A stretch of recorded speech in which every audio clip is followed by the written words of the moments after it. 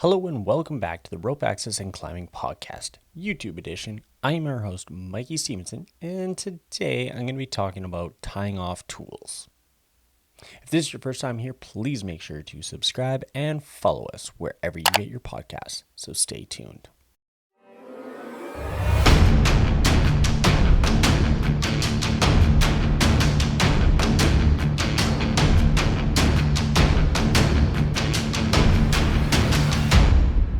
Step into your harness and get ready for a podcast about the vertical world. All right, well, let's dive into today's episode. Like I said, we are talking about dropped objects. This is obviously a common problem within the rope access and working at heights industries.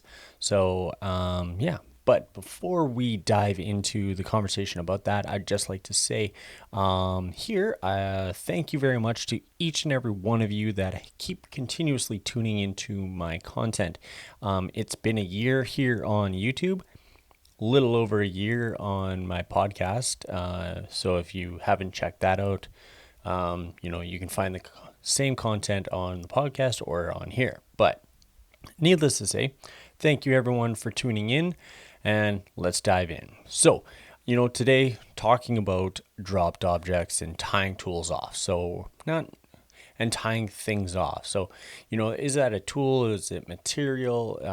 Whatever it is, at any point that you are working at heights, if you're utilizing something, you need to tie it off. Now, it's a common problem, no matter if you're working on a scaffold, if you are, whatever industry you're working in, dropped objects is just a common thing that we have to protect against.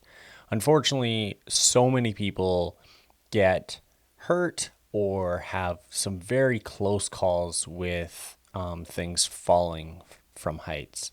Now, some things just happen. It's very unfortunate, like complete freak accidents. You could have a tool, in a purpose designed bag, and you bump it the wrong way and it could fall out. There's a lot of bags out there that are designed to be working at heights. There's a lot of manufacturers now coming out with bags that designed for rope access and arborist work and stuff like that. And whatever you're using, kudos to you. Obviously, we're just trying to figure out better ways to prevent dropped objects. Now, something that I'm wanting to kind of chat about here is this is such a big problem within the rope access industry, and collectively, it doesn't matter what certification scheme you adhere to, but Irata has done a very good job in kind of being on the forefront and getting information out there, obviously the best that anyone can. So Irata has put out a poster online about dropped objects. Kind of goes through kind of a little bit of a brief risk assessment: remove, avoid, protect. Obviously, if you can't remove the object, you have to avoid the objects and ultimately tie everything off. As well, Irata came out with a safety bulletin. So I don't know if you're familiar with these Irata safety bulletins, but Irata does put these out periodically. And if you want more information on those, head over to irata.org, check out the publications section, and I believe that they are in there. But specifically, number 42 talks about this very topic that we're discussing today, about dropped objects and tying things off. All right, so make sure to go check that out, irata.org. Now, when should you tie off tools and material? I know that sounds like a pretty, generic, obsolete question, but at the end of the day, you do have to tie off things anytime that there's a potential for it to fall.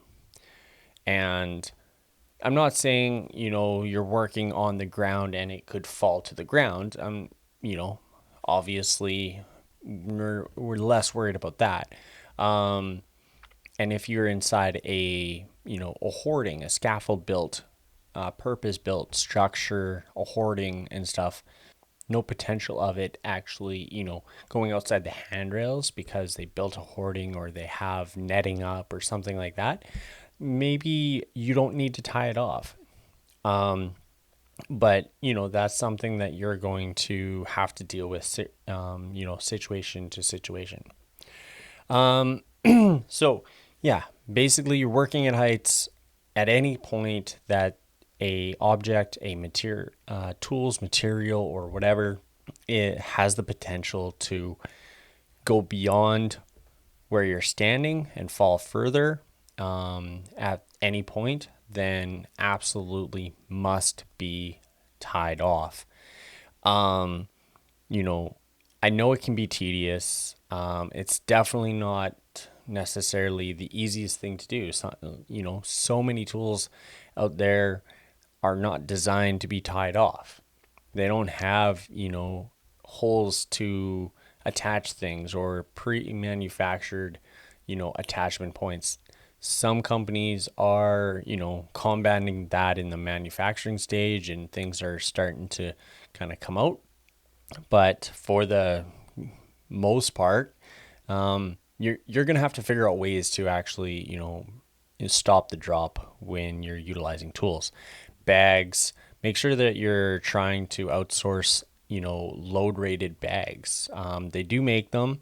They are obviously a little bit more expensive, but there's been many cases of people putting material and tools in bags, overload the stitching, and the bag falls to the ground. You've done your due diligence, but you kind of overloaded it. You didn't want to, make one more trip. You've always heard that kind of saying. So make sure that, you're making little, you're lowering down material and tools well within the parameters of the bag that you're using or device. What should you do if you have a lot of tools or heavy tools? Now, Irata does specify in one of the annexes that anything over 8 kilos, that you should attach it to a separate rope. So, if you're up on a job and you're doing rope access, anything over 8 kilograms needs to be or should be attached to a separate system in its own. And really, at the end of the day, your gear loops on most harnesses are only rated for about 25 pounds, anyways. Um, you know, Obviously, once you start reaching that 20-pound mark, it gets pretty crappy to kind of climb around with. So, you know, take the time, plan your job. If you need a lot of tools, make sure that you have appropriate closed flap tool bags that are rated. If it's a large tool, say that you're doing some geotechnical work, that equipment needs to be tied off to a separate system, separate rope, because you don't want you know, the tool impacting you while you fall if there was some drastic failure of a system. So ultimately, don't overload the system, don't overload your gear loops, don't overload the harness, etc., etc. But, make sure that you're tying everything off and using the appropriate tools for the task. Now I wanted to step away from, the things that we're always looking at.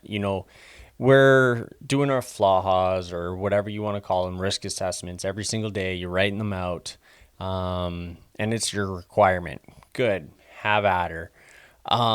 But at the end of the day, you're writing on there, drop tools, dropped objects, dropped material, stuff like that. And you kind of start thinking about, okay, I got to mitigate this, got to mitigate that, I got to mitigate this. Great, cool. But the interesting thing is, stepping away from, the obvious of, things that you're working with. A lot of people forget about the things that we work with every single day, being carabiners, descent devices, backup devices, hand descenders, foot loops, slings, ropes, any of that sort of stuff. The things that we actually require on a day-to-day basis to physically do our job. Yeah, a carabiner falling at 300 feet will kill somebody. Now, I know that you have your red flagging, your exclusion zone set up, and people shouldn't be in there. But what about if that's your coworker inside that zone? They're the ground person, sorting out material on the ground. You're climbing over top of them, carabiner falls, bounces off something. They're, 10 feet away and, takes them out, brushes them on the shoulder, hits them on the head, lands on their hand, any of that sort of stuff. It will take them out of commission for a couple days at the very least. A carabiner falling from 300 feet will potentially, injure someone pretty substantially. Now, a bigger device like a controlled descent device, there's some devices out there, not saying any names or anything. They're pretty freaking heavy, okay? A lot of manufacturers are doing a great job in making them drop proof, but not all of them are there yet. Eventually, yes, maybe they will be, but not today. Everyone here, not everyone here, sorry, but a lot of us have used the first or second generation Petzl ASAP. And then, they've realized that was a big problem, the potential of dropped object. Well, then they got you to put a little tether cord to it and stuff like that. But then they realize that, okay, that's good, but they need to work on it. They need to make it better. So they came out with the ASAP lock and just absolutely kiboshed that potential of dropping the device. However, if you are that individual that decides to store the ASAP on your side, well, you're adding to, consequence to injury. An ASAP falling from 300 feet is not going to end well. Hand descenders, they fall. Foot loops, not going to really do too much. Slings, probably not going to feel good. But, all this stuff needs to be tied off. It doesn't matter what you're doing. It doesn't matter how good you think you are. It doesn't matter your experience if you've been in the industry for, 10, 15 years, or if you're just new on the job. Everything needs to get to a point where it can't drop. Us as supervisors, level 3s, heck, level 2s, it's everyone's responsibility. But, at the end of the day, the level 3s need to do better at, preventing the drop, stop the drop. If you're using cordelette, depending on what cord it is, depending on the tool it is, if it's a little pair of side cutters, yeah, cool. 3mm cord, probably going to do just fine, right? But 3mm cord on a 48-inch pipe wrench, doesn't matter if it's aluminum or steel, that ain't going to do diddly squat. All right. So, pick the proper lanyard for the tool that you're utilizing and make sure that it can't drop. All right. So that's pretty much all I have today. What I would like to hear from you down in the comments below is, companies that you're using for lanyards, like tool lanyards and stuff like that. What are you using out there in the field? I know that there's an Australian company that started up, last year or two called Grips. They're doing an amazing job down there. I'd love to get my hands on some of their equipment. If you haven't checked them out, go check them out on Instagram. Grips, sweet little rope access based, I believe, stop the drop company. What other kind of devices and lanyards are you using in the fields? Also, don't forget, a little call to action, if you will. Let me know in the comments as well of more content that you would like me to talk about. You know, once I'm done here, on this job, as you can see, I'm not in my studio.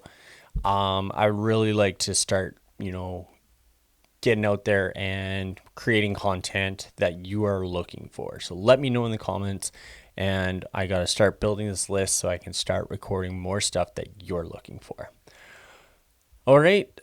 Like I said, if you haven't already, like this video, hit the subscribe button is down here and the bell on the side as I put out new content every Sunday.